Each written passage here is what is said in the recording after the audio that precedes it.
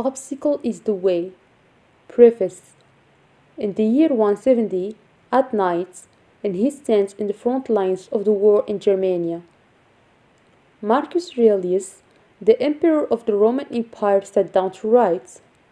Or perhaps it was before dawn at the palace in Rome, or he stole a few seconds to himself during the games, ignoring the carnage on the floor of the Colosseum below. The exact location is not important.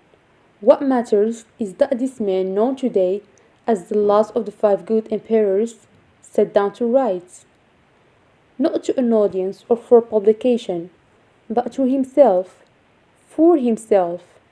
And what he wrote is undoubtedly one of history's most effective formulas for overcoming every negative situation we may encounter in life. A formula for thriving, not just in spite of whatever happens, but because of it. At that moment, he wrote only a paragraph. Only a little of it was original. Almost every thought could, in some form or another, be found in the writing of his mentors and idols. But in scant 85 words, Marcus Aurelius so clearly defined and articulated a timeless idea that he eclipses the great name of those who came before him. Chrysippus, Zeno, Cleanthes, Ariston, Apollonius, Junius Ersicus, Epictetus, Seneca, Musonius Rufus. It is more than enough for us. As Marcus wrote, our actions may be impeded, but there can be no impeding our intentions or dispositions, because we can accommodate and adapt. The mind adapts and converts its own purpose, the obstacle to our action. And then he concluded with powerful words destined for Maxime. The impediment to action advances action. What stands in the way becomes the way. In Marcus's word is the secret to an art known as turning obstacles upside down. To act with the reverse clause, so there is always a way out or another road to get to where you need to go, so that setbacks or problems are always expected and never permanent, making certain that what impedes us can empower us. Coming from this particular man, these were not idle words. In his own reign of some 19 years, he would experience nearly constant war, horrific plague, possible infidelity, an attempt at the throne by one of his closest allies, repeated and arduous travel across the empire, from Asia Minor to Syria, Egypt, Greece, and Austria, rapidly depleting treasury, an incompetent and greedy stepbrother as co-emperor, and on and on and on. And from what we know, he truly saw each and every one of these obstacles as an opportunity to practice some virtue. Passions, courage, humility, reason, justice, and creativity. The power he held never seemed to go to his head, neither did the stress or burden. He rarely rose to excess or anger, and never to hatred or bitterness. As Matthew Arnold, the atheist, remarked in 1863, in Marcus we can find the man who held the highest and most powerful station in the world, and the universal verdict of the people around him was that he proved himself worthy of it.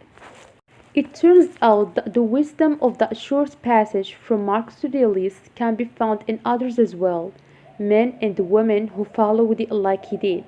In fact, it's a remarkable constant down through the ages.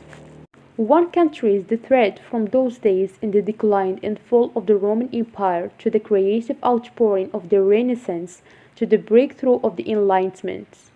It's seen starkly in the pioneer spirit of the American West, the perseverance of the Union cause during the Civil War, and in the bustle of industrial revolution.